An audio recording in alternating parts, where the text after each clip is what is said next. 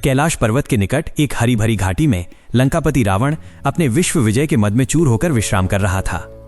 एक संध्या उसने देखा कि आकाश मार्ग से एक दिव्य सौंदर्य उतर रहा है। वो थी रंभा, जो स्वर्ग की सबसे मोहक अप्सराओं में गिनी जाती थी। वो अपने प्रिय नलकुबेर से मिलने जा रही थी। रावण ने अपने मद और शक्ति के नशे में रंभा का मार्ग रोक लिया। अरे सुंदरी, कहां चली? इस वन में मेरी उपस्थिति में किसके लिए इतना सिंगार? रावण की आवाज में एक भयानक अधिकार था। रंभा ने जब क्रूर रावण को अपने सामने देखा तो उसका हृदय भय से कांप गया।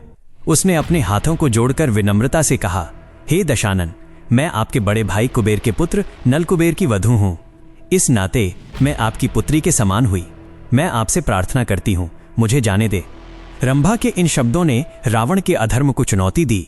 मर्यादा और रिश्ते की बात सुनकर उसके भीतर का असुर क्रोधित हो उठा। उसने अट्टहास किया, एक ऐसी हंसी जो उस शांत वन में विष घोल गई।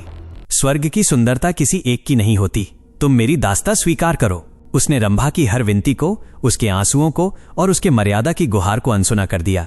अपनी अपार शक्ति का उपयोग करते हुए उसने उस बेबस अप्सरा का अपमान किया।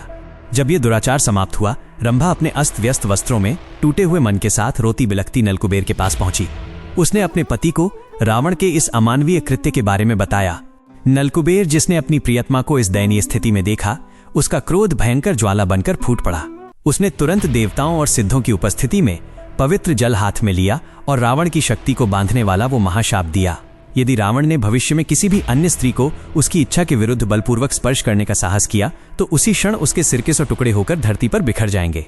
इस शाप के डर ने ही उसे सीता हरण के बाद उन्हें बलपूर्वक छूने से रोक दिया और यही उसके अंत का कारण बना। नमस्कार, बिना सब्सक्राइब किए मत जाना।